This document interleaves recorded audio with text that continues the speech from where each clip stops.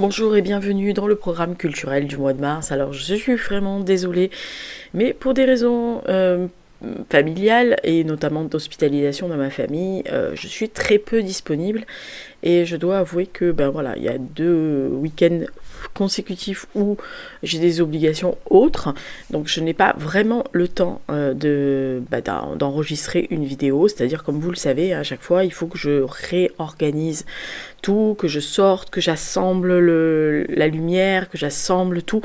Ça me prend entre 15 et 20 minutes à chaque fois. Idem pour replier, même peut-être un peu plus pour replier parce que, je sais pas, quelque chose qui sort d'un endroit. Normalement, quand vous le rentrez, ça rentre pas. Vous savez pas pourquoi, c'est comme ça. Voilà. Donc c'est un peu compliqué. Je dois avouer que le soir, je rentre, je suis complètement vidée et que je n'ai qu'une seule envie, c'est de dîner et de lire et d'aller me coucher. Voilà. Donc ça, on peut dire que j'ai une vie de nonne en ce moment. Donc honnêtement, j'ai pas la force de faire des vidéos. Donc j'espère que vous m'excuserez. De toute façon, je suis désolée pour ceux qui vont râler et vont se désabonner en disant ouais moi je veux voir des vidéos. Écoutez, voilà, la vie fait que on est déjà bien gentil et bien sympa de faire des vidéos régulièrement. Si vous pouvez pas comprendre que dans la vie il y a des circonstances et que je suis désolée que ça soit une chaîne podcast, YouTube ou des publications sur Insta ou autres supports pas régulières peuvent impacter aussi nos vies en termes de timing et que il n'y a que ça qui vous intéresse. Écoutez, allez voir les influenceuses qui sont payées pour le faire et elles sont plus régulières puisqu'elles sont payées. Nous, c'est uniquement du bénévolat et de la bienveillance et de la gentillesse et du partage. Si vous pouvez pas le comprendre, tant pis pour vous. Voilà, je dis ça parce que ça fait plusieurs fois qu'on me fait la réflexion en me disant t'as pas fait de vidéo cette semaine, tu as fait une vidéo que audio, on t'a pas vu, mais nous on aime bien te voir. Oui, écoutez, si vous aimez bien me voir, ça me fait plaisir, mais je vous dis, je fais au mieux je peux, et depuis le début du mois de janvier, c'est un peu le bordel cette année. Voilà, donc je fais au mieux. Voilà. Alors on va commencer donc ce programme culturel. Programme culturel, de toute façon vous avez les illustrations des choses dont je vais parler, et n'oubliez pas, à la fin et au début vous avez vu la vignette de tout ce que j'ai vu au mois de mars. Oui, quand j'ai la tête qui va pas, je regarde des séries, j'écoute des podcasts et je lis. Voilà, c'est tout ce que je fais. Je vous ai montré ce que j'ai vu au mois de mars, donc je vous rappelle que vous avez le podcast en fin de mois. Généralement le dernier mardi du mois, donc là il sort le 30 avril à 6h du matin. Donc si ça vous amuse de l'écouter sous la douche, même si je subodore que sous la douche vous n'entendez pas très très bien, mais enfin c'est pas grave, on s'en fout. C'est pas l'intérêt, on s'entend pas d'ailleurs. Écoutez, allez écouter tout ce que j'ai vu au mois de mars, peut-être que ça vous donnera envie. J'ai regardé un film où je peste un peu sur zone d'influence. Voilà, donc on va parler de podcasts et on va parler de 3 séries. Alors les podcasts, on va commencer tout de suite, ça sera beaucoup plus simple. J'en ai vu plusieurs, mais comme vous le savez, le programme culturel, ce sont les meilleurs, en tous les cas, on va dire les favoris entre guillemets, mais les meilleurs. Alors j'ai suivi sur quelques mois, il faut quand même l'avouer, c'est pour ça que je n'en parle que maintenant, sur France Culture, l'histoire de Révolution, et notamment toute la série qui a été faite sur la Révolution française. Il y avait 10 émissions, donc à peu près 1 heure à chaque fois. Comme vous le savez, sur France Culture, ce sont des docu-fictions, c'est-à-dire qu'il y a des comédiens qui interprètent des petites scénettes, etc. au milieu de l'émission. Moi, j'adore. Perso, c'est exactement un format que j'aime faire et que j'aime écouter, surtout. Donc là, c'était très intéressant. Il y avait on va dire qu'il y avait des émissions qui étaient, pour moi, comme vous savez que je recommence à m'intéresser à la Révolution française, qui est quand même ce que je me suis toujours pas expliqué. Donc, bref. Il y avait des émissions qui étaient, pour moi, centrées sur un personnage qui m'intéressait un peu moins. J'ai beaucoup aimé l'émission sur Marat, j'ai beaucoup aimé l'émission sur Robespierre, j'ai beaucoup aimé les 2 émissions sur Marie-Antoinette. Personnage qui m'a toujours beaucoup intéressée, et contrairement à beaucoup de gens qui la détestent, moi je l'ai toujours trouvée attendrissante, cette fille, un peu déconnectée, soit, mais bon, malheureusement elle a été élevée comme ça, hein, donc dans une cour, à l'abri de tout, voilà, il faut juste se mettre à la place des gens, hein, de temps en temps, avant de leur cracher à la gueule. Et puis voilà, si on vous marie de force, un mec, bon, il avait pas l'air trop méchant des masses, lui, mais bon, voilà, il faut se mettre dans la place des gens pour essayer de comprendre comment nous on réagirait, et comment eux ils ont pu se dépatouiller avec les problèmes de l'époque. Bref, franchement, une émission très intéressante. Toutes ont été particulièrement instructives. Ça m'a remis des dates en tête, des conditions, oui, des repères aussi. Il y avait pas mal de repères que vous et moi on avait appris à l'école, mais que j'avais un peu omis. Alors moins la période de la terreur, parce que ça c'est quelque chose qui m'avait beaucoup marqué, mais par exemple tout ce qui était les tractations en vue de la Constitution, etc. J'ai beaucoup aimé les podcasts sur cette Révolution française de France Culture. Moi perso, ça m'a remis dans les rails de me réintéresser à cette période que j'avais délaissée depuis fort longtemps, il faut le dire. Mais bon, voilà, il n'est jamais trop tard. Alors, il y en a une aussi qui me revient là en tête, qui était vraiment très intéressante. Je crois que c'est la dernière émission. Alors, ça s'appelle Dans le tumulte de la Révolution française, si vous cherchez sur France Culture. Et c'est un espion chez les Chouans. Honnêtement, moi ça m'avait beaucoup, alors c'est une espèce de fiction, etc., mais franchement ça m'a beaucoup plu. Donc histoire des révolutions. Alors en marge, je vous le dis tout de suite, j'avais adoré, mais je l'ai réécouté. Si vous aimez Aliénor d'Aquitaine, allez écouter les 4 émissions de France Culture qui s'appellent Aliénor d'Aquitaine, une reine pour 2 royaumes. Vous allez apprendre ce que vous pouvez apprendre sur Aliénor d'Aquitaine. Je sais qu'il y a beaucoup de gens qui adorent lire des romans sur elle. Il y a beaucoup de merde, des fois, historiquement dedans, des choses, ils s'arrangent avec la réalité des choses, etc.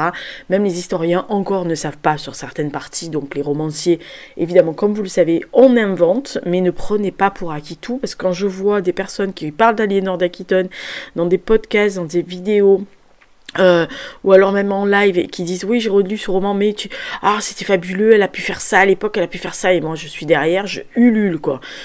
Sérieusement, dites que c'est un roman. Moi je suis romancière, je vais vous le dire tout de suite. Si demain je fais un roman historique, je vous mets mes sources à la fin, et généralement c'est pour ça que je fais des bas de page en expliquant la date, etc., et je préviens si je change les choses. Il y a des romanciers qui ne le font pas, voilà, donc faites attention. Mais si vous aimez Aliénor d'Aquitaine, sacrée bonne femme, moi si je devais me réincarner, je préférerais être Aliénor d'Aquitaine. Oui, tant qu'à faire, avoir 2 rois et 2 royaumes, moi ça m'arrange, hein. Et puis l'Aquitaine aussi, la duchesse d'Aquitaine, ça m'aurait intéressé. Voilà, donc le podcast sur les révolutions, on revient à celui-là, c'était un aparté sur Aliénor, mais honnêtement, dans le tumulte de la Révolution française, c'était comment dire, j'ai vraiment beaucoup aimé. Voilà, vraiment, ça a été, je vous dis, j'ai été assez étonnée. Je me suis même posé la question de savoir si j'étais absolument normale. Mais bon, voilà, donc j'ai beaucoup aimé, et ça m'a vraiment, comment dire, oui, ça m'a redonné envie d'écouter et de lire des choses sur la Révolution française. Alors j'ai recommencé par, on va dire, par petits morceaux, comme vous le savez, puisque je commence à lire les romans de Jean-Christophe Porte. Donc moi ça me va. Voilà, je vais voir un peu comment on peut gérer ça, et comment je peux récupérer d'autres choses qui m'intéressent. Et puis bon, voilà, ça sera déjà pas mal. Deuxième podcast, et c'est pour ça que je vous en parle, j'ai écouté des podcasts 2 jours sur France Culture de Victor Hugo, L'homme qui vit. Alors il y a beaucoup de podcasts sur Victor Hugo. Il y en a pas mal donc sur France Culture. Il y en a un qui est très intéressant qui s'appelle Victor Hugo peut-il être à la fois raciste et antiraciste? Pourquoi ne peut-on pas dire que Victor Hugo était raciste? Voilà, il y a beaucoup de débats comme ça. Il y en a un qui s'appelle donc L'homme qui vit, c'est en 4 exemplaires. En 4 parties qui, honnêtement, moi, m'a vraiment plu. Voilà. Alors en marge, si ça vous intéresse, il y a le pendant qui était sorti en octobre 2023, si je ne m'abuse, de Juliette Drouet, qui s'appelait La légende du siècle, une légende du siècle ou La légende du siècle, mais vraiment, j'ai été... voilà, donc il y a 5 épisodes, il y a 5 épisodes sur Victor Hugo. Si je ne m'abuse, le dernier s'appelle Écrire, je crois. Alors ça date d'un moment, ça date de l'été dernier. Ça commence par habiter et ça finit par écrire. Donc au milieu, voilà, il parle des amours de Victor Hugo, de la façon d'émettre des grandes idées de Victor Hugo, de la façon de voir au-delà des apparences et on va dire à l'infini, mais en tous les cas au plus loin et au plus profond de lui-même et des autres. Voilà, il faut dire qu'il aimait beaucoup l'astronomie, etc. Donc il y a beaucoup de choses à écouter. C'est vraiment dans les émissions Les Grandes Traversées. Donc n'hésitez pas à aller voir, je pense qu'il y a plein de gens qui l'ont écouté depuis août, mais moi j'en avais écouté d'autres, dont Juliette Drouet, etc. Et je suis retombée, j'avais écouté que les 2 premières, je suis retombée sur celui-là, et je me suis dit, oh merde, t'avais pas fini les podcasts, donc voilà, j'ai recommencé du premier, et je me suis remis tous les podcasts, donc j'étais vraiment très très contente de les lire, donc voilà, les podcasts que j'ai écoutés sur France Culture, alors j'écoute pas que sur France Culture, commencez pas, mais voilà, c'est ce que j'ai écouté et qui m'a vraiment marqué, j'ai bien aimé, voilà, allez voir ce que j'ai écouté d'autres. L'avantage c'est que dans le bus je peux ou lire ou écouter des podcasts, donc c'est vu mon temps de trajet, donc ça c'est vraiment... c'est du temps gagné, on va dire, parce que voilà, sinon, bon, les podcasts, l'avantage c'est que vous pouvez écouter les podcasts en faisant autre chose. Alors il y a des podcasts quand même, si vous faites autre chose, style le ménage, avec l'aspirateur, voilà, je pense que les gens qui me disent « Ah, mais moi je fais mon ménage en écoutant les podcasts », bah, je sais pas comment ils font, parce que moi je suis concentrée sur passer l'aspirateur, ça fait du bruit, nettoyer, bah, vous avez la tête sous l'eau quand même de temps en temps, enfin bon, bref, ça m'a toujours un peu soufflé ce genre de choses. Écoutez, chacun a son cerveau, voilà, moi, mon cerveau aime bien se focaliser, se concentrer, prendre des notes dans sa tête, je prends pas de notes, mais dans ma tête, il enregistre des trucs, etc. Voilà, j'aime bien prendre mon temps. De toute façon, moi, je procrastine, alors, de toute façon, je suis quelqu'un qui aime prendre son temps. Voilà, qui aime profiter des choses à fond, j'aime pas m'éparpiller, j'aime pas faire 50 choses à la fois, ça me gave ce genre de choses, donc voilà, c'est comme ça. Après, chacun ses goûts, chacun sa façon de voir. On est bien d'accord, commencez pas à me gueuler dessus, j'ai l'habitude, mais dernièrement ça me gonfle beaucoup. Voilà, les petites réflexions en MP, etc. Donc voilà. Vous savez que dans le programme culturel de temps en temps il y a des coups de gueule, vous êtes au courant, vous êtes au courant. Alors on va passer aux séries. Alors, les séries, bon, j'en ai vu quelques-unes, mais j'en ai vu 3 qui, honnêtement, sont au-dessus du lot. Il faut quand même le dire. Voilà. Alors, la première, c'est la suite, c'est la deuxième partie d'Argent et de Sang, donc sur Canal+.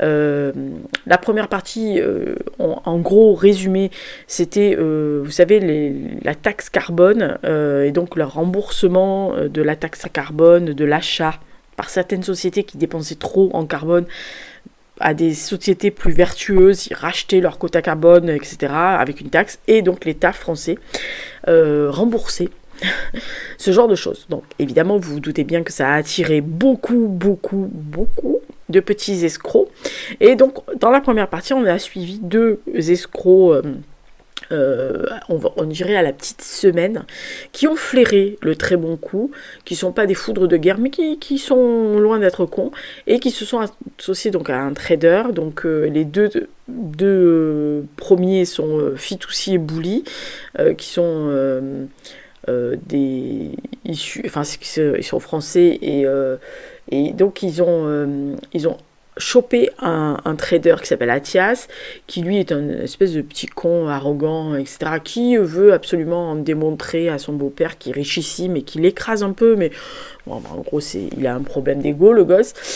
Et dans la première partie, c'est véritablement l'explication de comment ils ont détourné l'argent de l'État et de la traque d'un magistrat qui est extrêmement magnifiquement bien interprété par Vincent Lindon, qui en fait démonte leur système petit à petit. Donc vraiment dans la première partie c'est de l'argent, d'ailleurs comme dans le titre le dit, de l'argent et du sang. Et là dans la deuxième partie, on est dans le sang.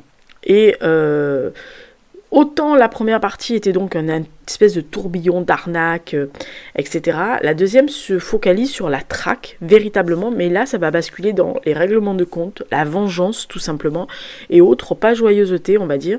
Donc, parce qu'en fait, ils ont été pris d'une folie d'argent quand ils ont gagné des millions, hein, mais quand on vous dit des millions, c'est pas un, hein, voilà. C'est par centaines.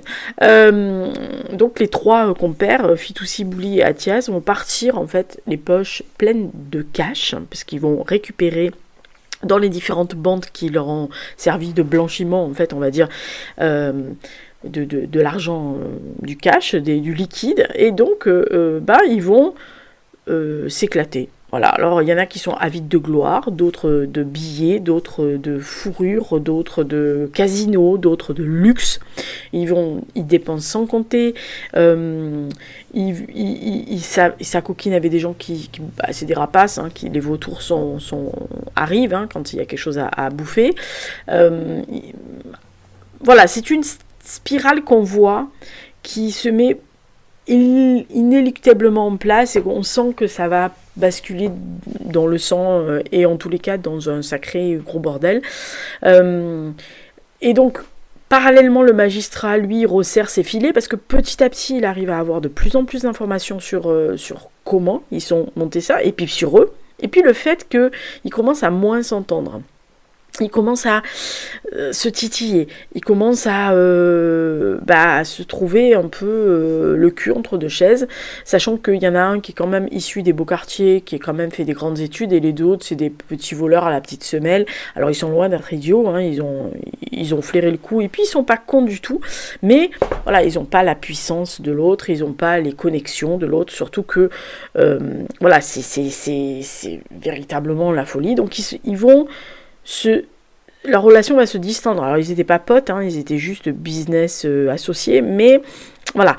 Alors quand un des trois, donc Bouli, va être abattu comme un chien dans une station-service, tout le monde va commencer à trembler, l'édifice va commencer à se faussurier, et les proches de Bouli vont appeler à la vengeance. Et ceux qui avaient, entre guillemets, aidé à participer à la fraude vont commencer à aller voir le magistrat, aller voir les flics en disant « Nous, on veut parler, on veut faire descendre celui qui a tué », donc ils sont persuadés que c'est le trader qui a donné l'ordre plus ou moins de tuer leur ami pour pouvoir récupérer sa part du magot, et donc cette folie de l'argent va s'emparer de tout le monde, alors surtout de Athias qui va partir littéralement en vrille, qui va plaquer femme et enfants pour se maquiller avec une bombe anatomique qui flirtent avec les mafiosi de très haut calibre, et alors eux, vous imaginez bien, qui ne rigolent pas des masses.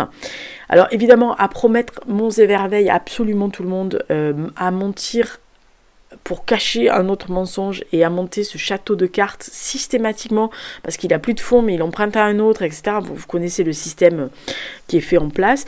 Il va commencer à perdre gros, il commence à perdre déjà sa famille, son beau-père se tourne contre lui, sa femme aussi, le magistrat prend de plus en plus d'importance et les taux se resserrent, les ennemis veulent sa peau et véritablement cette série et cette saison, la fin de cette saison est absolument époustouflante. Alors, vous avez les arcanes, les petits arrangements, le bling-bling, la lâcheté, ou encore la jalousie très mal placée d'ailleurs, parce qu'il se tape quand même la bombe anatomique, mais s'il voit sa femme aller dîner avec le magistrat, il se met à péter un câble.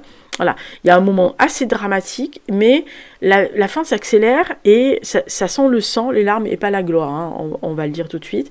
Il y a un très beau face cam du personnage de Vincent Lindon sur la situation de l'argent, du business, de la folie qui est en train de s'emparer de la société et du monde, et qui n'est pas faux quand on voit ce qui se passe actuellement, que ça soit malheureusement ce qui se passe à l'Est entre la Russie et l'Ukraine, ou en Russie sur l'attentat qu'il y a eu il n'y a pas longtemps, ou au Proche-Orient, ou encore les maboules du complot, de la théorie qui a saisi la couronne d'Angleterre, qui est absolument...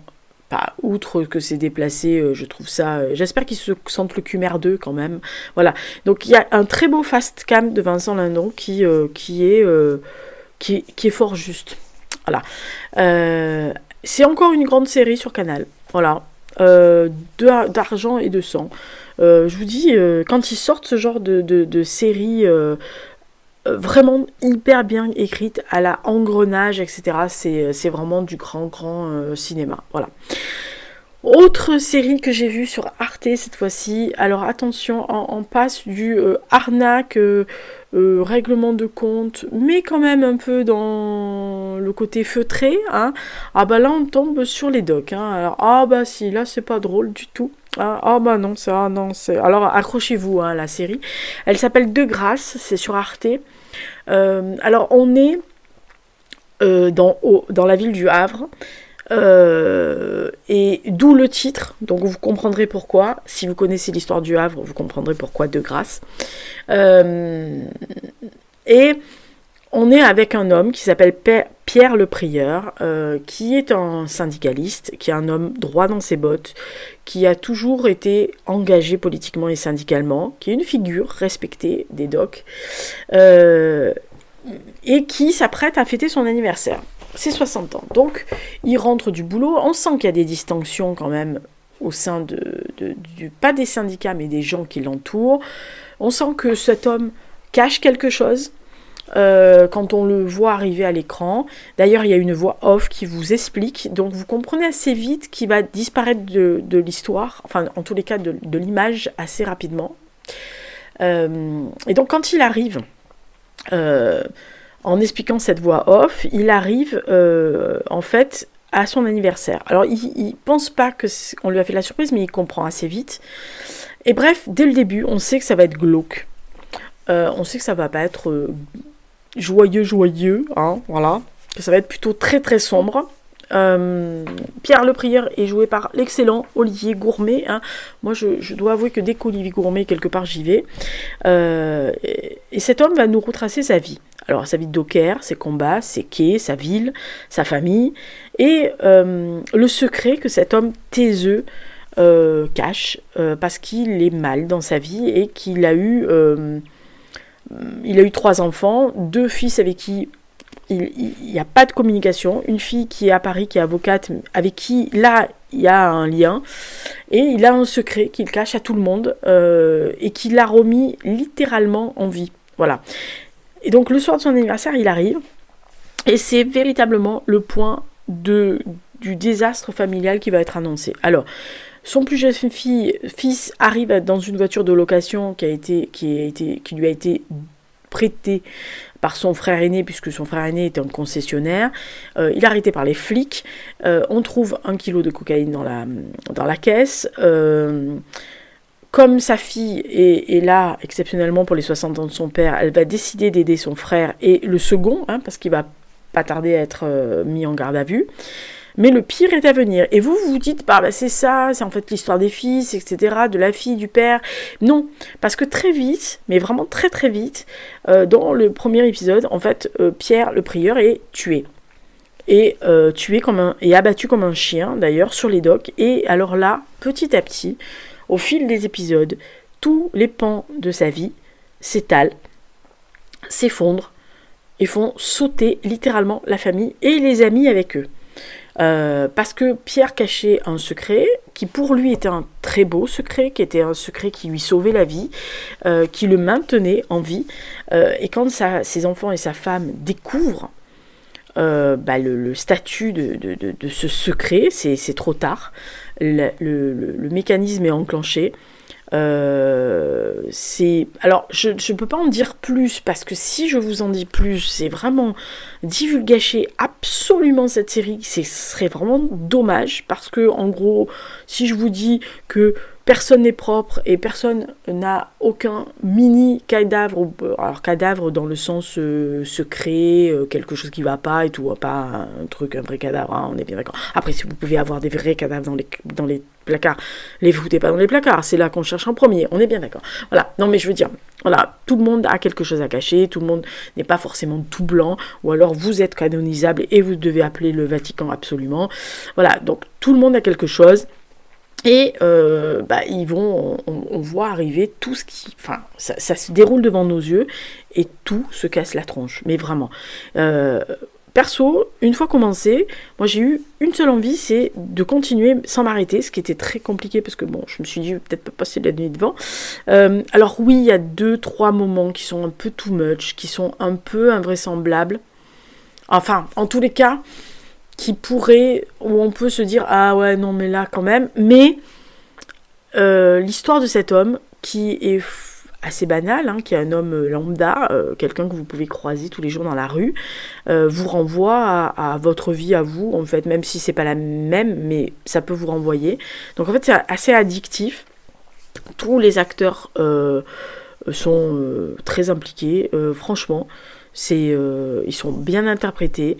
Le personnage de Pierre, donc, qui est joué par l'excellent Olivier Gourmet, je le rappelle, en fait finit par nous offrir des interrogations sur nous, sur notre vie, sur ce qu'on veut faire, sur ce qu'on aimerait faire, ce qu'on aurait aimé faire. Et lui, c'est ça, c'est-à-dire qu'il aurait aimé, et il s'est laissé embarquer dans une vie, puis il y a eu une éclaircie, il s'est dit, bon, tant pis, je vais la prendre, c'est pas grave. Tout le monde autour de moi va pas comprendre, mais c'est pas grave, je vais être enfin heureux, j'en ai rien à foutre, voilà. Donc voilà, j'ai vraiment passé 3 soirs en véritable immersion dans ce gros bourbier havré. La ville est très bien filmée.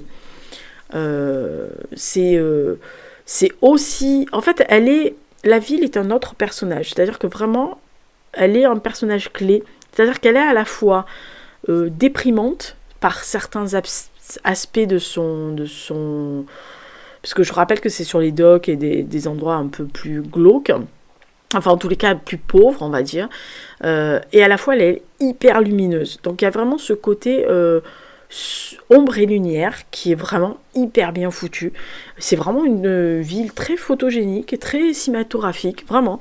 Et je vous dis, c'est vraiment un personnage clé. Voilà. Et vous comprendrez pourquoi le nom de Grasse. Moi, je le savais parce que je connaissais quelqu'un qui avait vécu quelques années au Havre et qui me l'avait expliqué quand j'avais visité la ville avec elle. Mais voilà, donc ne loupez pas cette série. Si vous aimez les séries un peu noires, un peu glauques, un peu intenses, avec un petit espoir à la fin. Alors, pas un gros, hein, quand même, n'exagérez pas. C'est pas le nouvel espoir de Star Wars. Hein, un petit espoir. Enfin, c'était nul l'espoir quand même, hein. Mais. Oh bah c'est une lampiote de Noël, hein. C'est une lampiote, hein. Il n'y a pas deux, hein. Voilà, mais c'est une très très bonne série. Donc c'est sur Arte, ça s'appelle De Grâce. Et donc dernière série que j'ai vue où il est notable d'en parler, c'est la 2e saison de Halo. Alors avant d'en parler, il y en a une, Éviter la peste sur France 2, c'est une grosse daube, hein. J'en parlerai dans le podcast ciné, mais voilà, ça c'est fait. Halo, si vous voulez, saison 2, c'est sur Paramount. On retrouve le Master Chief John 117. Alors, l'humanité est toujours empêtrée dans la guerre intergalactique avec nos amis de l'Alliance, enfin nos amis, enfin ceux qui veulent nous vitrifier, quoi, en gros, nous éradiquer, enfin bref, c'est pas très, non, on n'est pas des potes quand même, hein, voilà. Avec l'Alliance, il y a toujours une humaine qui travaille pour eux, qui travaillait avant avec les Spartans, qui connaissait très bien le Master Chief, et donc il faut aller voir la première saison, il ne faut pas voir la deuxième saison. Si vous n'avez pas vu la première, vous n'allez rien comprendre. Donc moi j'avais adoré la première saison. Je ne connaissais pas, alors attention, je le dis, je ne connaissais pas le jeu vidéo. Je sais qu'il y a beaucoup de gens qui ont râlé par rapport au jeu vidéo, puisque c'est issu du jeu vidéo, cette série, qui ont râlé parce que c'était pas conforme, parce que en fait le Master Chief, d'après ce que j'ai compris, n'enlève jamais son casque dans le jeu vidéo. C'est même la base des Spartans. Bon, tout le monde a gueulé sur cette histoire. Moi, ne connaissant pas le jeu vidéo, je vous assure que moi, quand il a levé le casque, ça ne m'a pas gêné des masses. Hein, voilà. Je l'ai même trouvé plus... Alors, c'est peut-être une question d'humanité, même si à travers son armure, moi, on sentait quand même qu'il y avait quelque chose derrière. Voilà. Alors, il a une relation, pour faire court, avec l'Alliance. On ne sait pas pourquoi. Enfin, dans la première saison, on ne sait pas pourquoi. Mais il y a une connexion avec ces extraterrestres, en fait, cette alliance-là, et lui. Voilà. Alors que lui, c'est un super soldat, puisque les Spartans sont en fait génétiquement et technologiquement améliorés pour en fait accéder aux capacités physiques et mentales presque idéales d'un super soldat. Voilà. Donc lui, c'est le commandant de l'unité. Ça a foutu le bordel dans la première saison, vous allez voir. Bon, bref, on vous laisse passer. Et honnêtement, j'attendais la deuxième saison avec grande impatience parce que je voulais savoir ce qui allait se passer. Et alors là, quand j'ai vu la bande-annonce, quand ils ont commencé à faire la pub sur Paramount, j'ai littéralement couiné comme un goré. Par-dessus un goré. J'ai auto-ventilé 10 fois parce que dans la bande-annonce, il y avait Joseph Morgan. Alors, si vous connaissez le midinette de Lisa, vous savez que je n'aime absolument pas certaines séries mielleuses, un peu cuculapraline, machin, etc. Et notamment Vampire Diaries, que j'ai dû regarder 4 épisodes, ça m'a gonflé. J'en ai regardé certains parce qu'on m'avait dit, va voir celui-là et tout. Et justement, j'étais tombée sur, je sais pas, 5-6 épisodes où il apparaît très très vite. Donc de Joseph Morgan, qui jouait Klaus Michelson, donc un vampire originel. Et il y avait eu un spin-off, ce qu'on appelle, un produit dérivé, une série dérivée, qui s'appelait The Original. Et là, moi, j'avais regardé parce que j'avais trouvé son personnage assez sympa.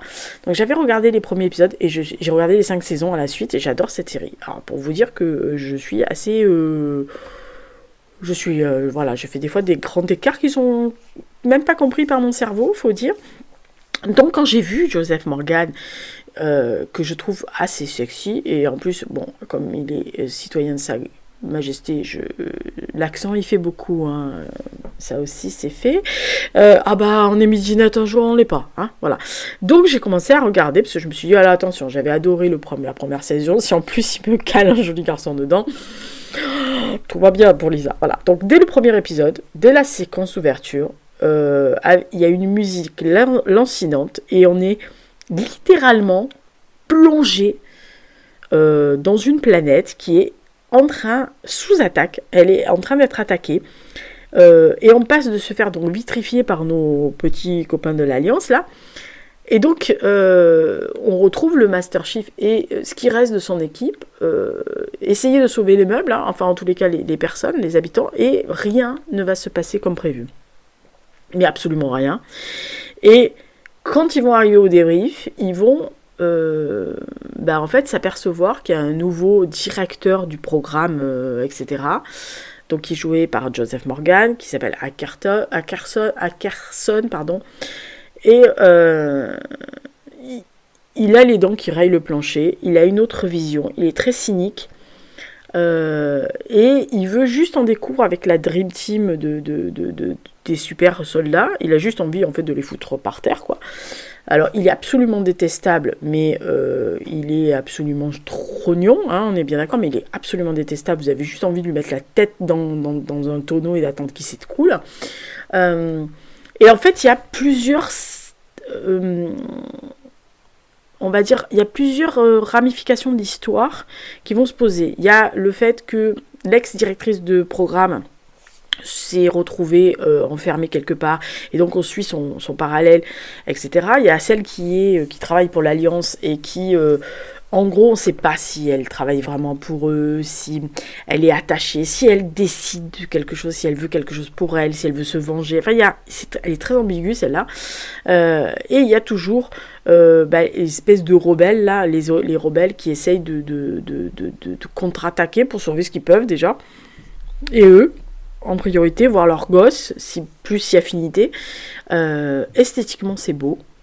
Il y a autant de moments de bataille que de moments de suspense, que de moments d'arnaque et de petits arrangements entre ennemis, amis et ennemis. Honnêtement, moi j'ai beaucoup aimé la saison 2, je l'ai trouvée vraiment au niveau.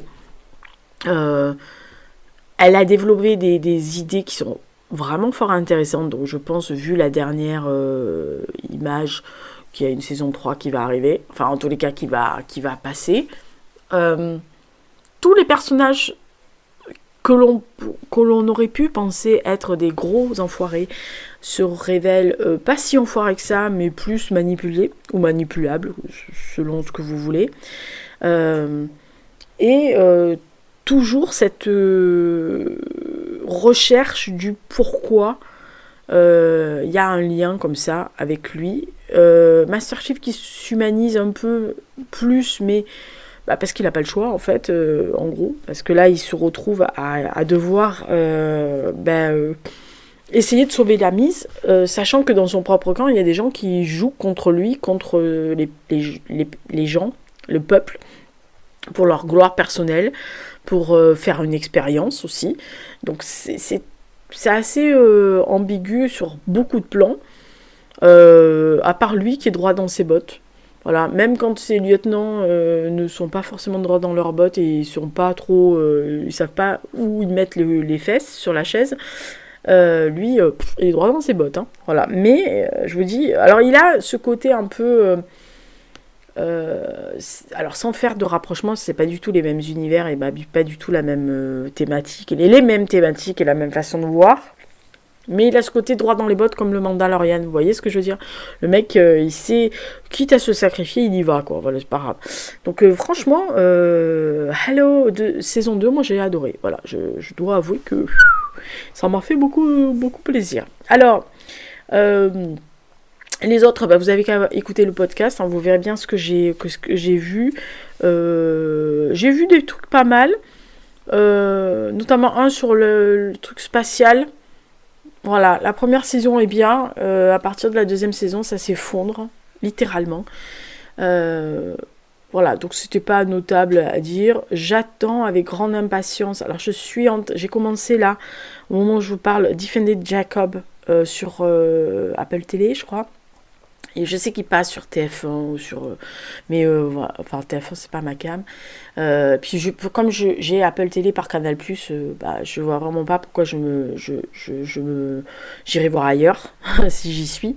Je voulais voir The Regime avec Kate Winslet qui est sur Prime mais par le Pass Warner, et donc ça non, je vais pas payer 10 € pour voir un truc, sachant que à mon avis ou Canal ou Prime ou un autre va le diffuser d'ici quelques mois. J'ai vu qu'il y avait Trigger Point saison 2 qui ressortait, qui sortait sur Canal. Je le regarderai sûrement en mai ou juin, parce que j'avais bien aimé la première saison, mais je suis pas forcément une fan absolue, même si c'est bien foutu. Donc je regarderai tranquillement. Par contre, il y en a deux qui m'intéressent. Il y en a un qui sort, c'est Replay sur je sais plus quoi, Netflix je crois, avec Andrew Scott. Côté Midnight de Lisa, ça c'est bon. Et il y en a une qui débarque chez Paramount avec Ewan McGregor qui s'appelle Gentleman in Moscow, quelque chose comme ça, sur Paramount. Donc imaginez-vous que Ewan McGregor, Voilà, ça c'est fait. Ah bah écoutez, hein, vous avez du midinette de Lisa, vous avez midinette de Lisa, hein, chacun sa merde. Hein. Voilà, donc à l'écran, vous avez donc forcément tout ce que j'ai vu et écouté au mois de mars. Donc bah écoutez, j'espère que ça vous a plu, qu'il y a peut-être quelque chose qui vous a intéressé. Dites-moi dans les commentaires si vous en avez vu, s'il y en a qui vous tentent, s'il y en a qui vous tentent absolument pas, si vous vous dites oui, tu as raison, c'est de la merde. Vous avez le droit, et puis d'ici là, portez-vous bien. Prochaine vidéo, c'est le point lecture. Alors, compte tenu du contexte, malheureusement, je crois que le point lecture, il me reste une 50... Au jour où je tourne, parce que je tourne... Enfin, j'enregistre la veille de publication du programme. Donc, on est demain le 24, donc j'enregistre le 23. Il me reste à peu près 150 pages de mon dernier livre, un livre en mars. Donc je pense que je l'enregistrerai ce week-end et que vous l'aurez sûrement dimanche. Voilà, sûrement. Voilà, parce que cette semaine part sur le même acabit que la semaine dernière. Hein. Voilà, donc ça m'étonnerait. J'ai le live jeudi, donc jeudi soir il y a un live sur YouTube à 20h. J'assurerai le live. Parce que ça va me mettre la tête ailleurs pendant 2 heures, mais honnêtement je pense que comme je vais arriver à la ramasse juste avant le live et après je vais m'écrouler comme une merde. Je sais que c'est le week-end de Pâques et vous allez me dire ah tu pourrais enregistrer le week-end de Pâques. Bah non, parce que j'ai un mariage voilà, civil je précise, mais voilà, mais je suis témoin, donc il faut quand même que j'y sois, un minimum, voilà. Donc j'aurai pas le temps. Je dois avouer que oui, il faut aider, hein, donc j'ai pas le temps, préparer la salle, aider les trucs, machin, le marié, tout ça. Donc j'ai pas le temps. Et puis je vous dis, quand ma tête est là en ce moment, ma tête est occupée à beaucoup trop de choses, donc c'est sortir la vidéo, sortir la petite caméra, sortir ma vieille petite caméra, sortir l'éclairage, parce que si je mets pas l'éclairage, vous me voyez pas, hein, il commence, voilà, sortir le micro, voilà, tout faire, ne pas oublier le livre, ne pas oublier, et puis se concentrer quand vous enregistrez. La voix, c'est pas pareil, parce que la voix, pour moi, c'est plus simple d'enregistrer une voix, parce que j'ai plus l'habitude des podcasts et des émissions de radio. Je me concentre beaucoup plus quand je suis devant la vidéo, pour essayer de me concentrer, de dire ce que j'ai à dire, etc. Et de pas être troublée par le fait que je n'ai rien en face, parce que je ne me vois pas, j'ai pas de retour, ma caméra est tellement vieille que je ne vois pas ce que j'ai à l'écran. Donc de savoir si je cadre bien, donc je me suis fait un espèce de cadre sur la caméra, parce que la première fois que j'ai fait ça, je me suis viandée, littéralement j'étais hors cadre, enfin en tous les cas les livres étaient hors cadre, donc maintenant je me suis fait un petit repère sur le petit écran là, enfin sur le petit truc, donc je sais, je me suis mis un encadrage, il faut pas que je bouge plus loin que ça et ça, voilà, donc je suis obligée de me concentrer à chaque fois. Alors quand je suis en forme, ça passe vraiment nickel chrome et vraiment ça me pose aucun problème, je peux en enregistrer 2 ou 3 à la suite, ça, mon cerveau marche bien. Quand mon cerveau a au moins 5 ou 6 choses à gérer en même temps, il y a des choses qui passent à la trappe, et c'est ça qui passe à la trappe, je suis désolée, mais voilà, la vie en premier, hein, voilà. Et mon cerveau surtout, il est important, celui-là, il marche bien, donc je veux le garder le plus longtemps possible, voilà. D'ici là, portez-vous bien, faites attention à vous, c'était donc le programme culturel du mois de mars, et bien prochaine vidéo, donc ça sera le point lecture de mars, qui sera également enregistré en voix off. Écoutez, vous aurez les livres à l'écran, hein, comme ça vous pourrez noter les références, regarder si c'est le bon titre, si regardez la couverture, etc. Et puis ça vous passera le temps, et puis ça vous permettra de m'écouter, hein, voilà. Et de ne pas être obligé de me regarder, ça va vous faire du bien. Bon, écoutez, il y a le live, hein, jeudi, donc ceux qui verront la vidéo, enfin qui écouteront cette vidéo-là, mercredi matin, ils savent que demain, à 20h, il y a un live. Donc si vous voulez voir ma bobine, vous venez demain soir au live, vous allez voir de quoi on va parler, je sais pas. Ah si, j'ai un espèce de petit quiz. Alors c'est pas un quiz, c'est j'avais envie de faire cette thématique pour m'amuser comme ça, littéraires, vous verrez. On va parler des programmes estivales. que ça soit les podcasts, les bulles estivales qui vont revenir, une sortie, une publication que je vais faire qui n'est pas un roman, hein, qui n'a aucun rapport avec ça, mais voilà, ça fait partie des choses que je fais aussi. Des lectures communes, que ça soit celles que j'organise ou celles qui peuvent arriver cet été, et notamment celles de Noble Semaine en famille. Et je pense que j'annoncerai en direct, si j'y pense, les personnes que le Général Lux va tirer au sort demain soir. Oui, je m'étais mis la date butoir du 24 avril, du 24 mars. Non, attendez, je suis en train de dire une bêtise. Il sort quand le podcast ? Non, attendez, le programme culturel, on est donc quel jour ? Ah oui, non, mais alors là, je suis désolée, je crois que je me suis viandée sur les dates. Alors, attendez, le programme culturel, il sort le 27... Non, demain on est le 27, puisque je viens de réaliser que le live était le 28. Je me suis dit, c'est impossible qu'on soit le 24. Aïe. Ah, pour vous dire que ma tête, en ce moment, c'est compliqué. Alors, je reprends. Aujourd'hui, nous sommes le 26. Putain, je pédale un choucroute, moi. Le 26 mars. Demain sort donc le programme culturel. Nous serons donc le 27. Le live est donc le 28. Bravo, vous suivez. C'est bien. Au moins, il y en a qui suivent. Là, il y en a qui, derrière moi, qui se sont dit, mais non, tu te trompes de date, Lisa. Tu perds la boule. Bah oui, Lisa perd la boule. Donc, vous aurez le point lecture le 31. Le dimanche soir, le dimanche de Pâques, le 31, à 18h, comme d'habitude, qui sera un audio. Et donc après, partiront bien sûr la pile à lire d'avril, mercredi prochain, etc. Alors, au mois d'avril, les podcasts et la vidéo thématique sera sur les dragons. Et pour la lecture commune du théâtre, c'est Alexandre le Grand de Jean Racine. Voilà, donc ça, vous savez tout. Il y aura, je pense, aussi une FAQ, parce qu'on m'a posé pas mal de questions. Voilà, donc ça sera ça le programme. Donc je pense que je réapparaîtrai en vidéo déjà jeudi soir, donc après-demain, le 28. Donc vous m'aurez pendant 2 heures. Et je pense que ça va être long pour vous, 2 heures avec Lisa qui va dire encore absolument n'importe quoi. Et après pour la pile à lire d'avril. Voilà, donc écoutez, hein, vous aurez 2 audios avec des illustrations pendant le laps de temps où mon cerveau doit se remettre. Voilà. Allez, d'ici là, bisous. Désolée pour le cafouillage sur les dates, mais vous savez, voilà, c'est les vieux, ça... Oh là, c'est les vieux, ça avance plus trop. Hein. Ouf, mes pauvres amis. Oh, mes pauvres amis. Bon, bref. Allez, ciao, bisous et merci d'avoir suivi ce programme culturel de mars. Ciao.